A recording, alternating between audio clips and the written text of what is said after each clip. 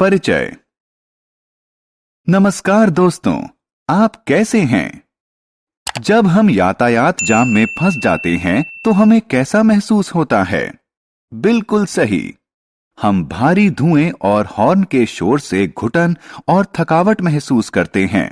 हवा, मिट्टी और पानी में अवांछित पाए जाने वाले पदार्थों को हम प्रदूषण कहते हैं।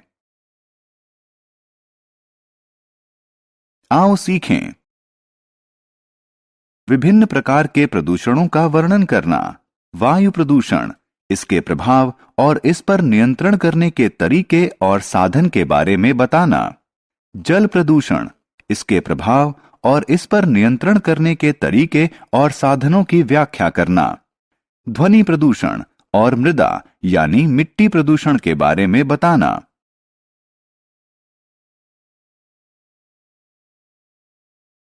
वायु और जल।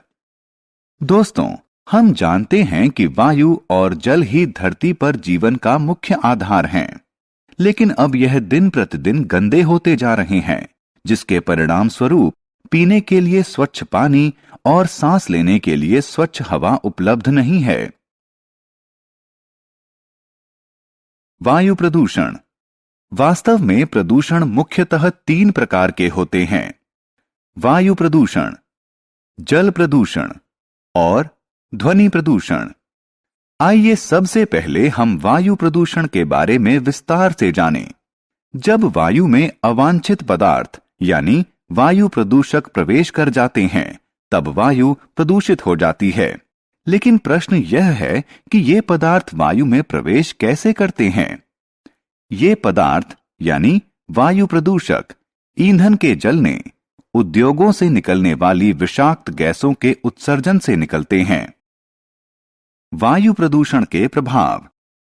प्रदूषित वायु बादलों के साथ मिलकर वातावरण में चली जाती है और हानिकारक बारिश लाती है। इसे अम्ल वर्षा भी कहते हैं। अम्ल वर्षा हमारी इमारतों और स्मारकों को क्षतिग्रस्त कर देती है। इसके अतिरिक्त वातावरण में कार्बन डाइऑक्साइड की अधिक मात्रा में उपस्थिति भूमंडलीय तापमान बढ़ा देती है, जिसके परिणाम स्वरूप हिमनद पिघलने लगते हैं। यह हमारे फेफड़ों पर बुरा प्रभाव डालती है और हम श्वास संबंधी बीमारियों से पीड़ित होते हैं।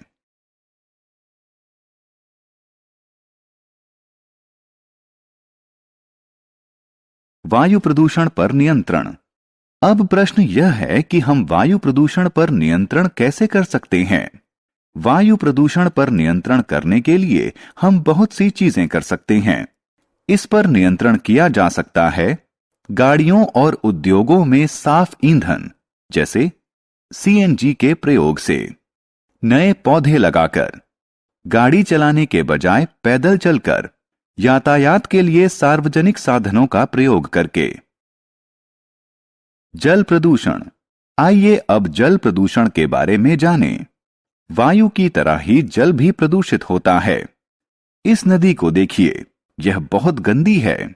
इसमें घरों से निकला गंदा पानी और कारखानों से निकला अपशिष्ट पदार्थ आता है। कुछ लोग इसमें कपड़े धोते हैं और गंदगी भी फेंकते हैं। जल प्रदूषण के प्रभाव।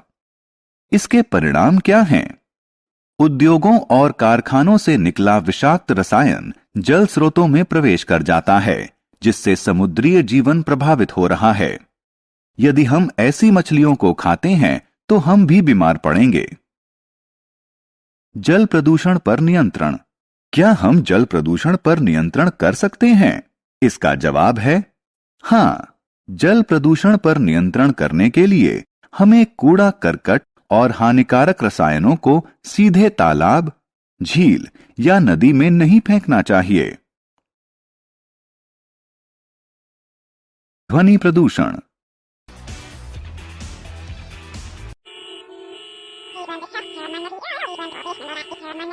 दोस्तों, क्या आप कभी पार्टियों में बजने वाले तेज संगीत, लंबे यातायात जाम और अपने माता पिता की तेज आवाज से परेशान हुए हैं? तब आप कैसा महसूस करते हैं?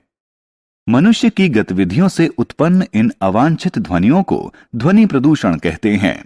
क्या आप इस तथ्य से परिचित हैं कि ध्वनि प्रदूषण से आपकी श्रवण क्षमता खत्म हो सकती है और हृदय रोग भी हो सकता है? इसलिए हमें कम शोर करने की कोशिश करनी चाहिए। मृदा यानी मिट्टी प्रदूषण। दोस्तों, जरा सोचिए कि यदि हम कूड़ा करकट को मिट्टी में फेंकें, हाँ, बिल्कुल सही, यह प्रदूषित हो जाएगी। मिट्टी की निम्न गुणवत्ता को मृदा प्रदूषण कहते हैं। फल, सब्जी के छिलके और कागज मिट्टी में मिल जाते हैं, लेकिन प्लास्टिक के सामान नहीं मिलते। ये मिट्टी को अनुपजाऊ बना देते हैं। अतः मृदा प्रदूषण कम करने के लिए हमें गंदगी नहीं फैलाना चाहिए।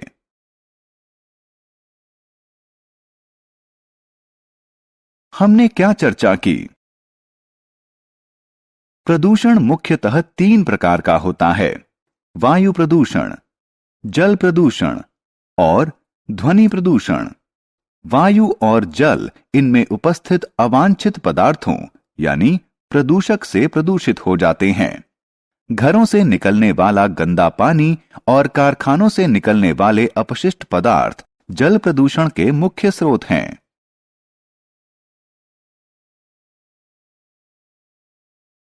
प्रदूषित वायु और जल मनुष्यों और जंतुओं के स्वास्थ्य पर नकारात्मक प्रभाव डालते हैं। जल प्रदूषण पर नियंत्रण करने के लिए हमें कूड़ा करकट और हानिकारक रसायनों को सीधे तालाब, झील या नदी में नहीं फेंकना चाहिए। मनुष्य की गतिविधियों से उत्पन्न अवांछित ध्वनियों को ध्वनि प्रदूषण कहते हैं। यह हॉर्न बजाने और लाउडस्पीकर इत्यादि के कारण होता है। मिट्टी की गुणवत्ता को क्षतिग्रस्त करने को मृदा प्रदूषण कहते हैं।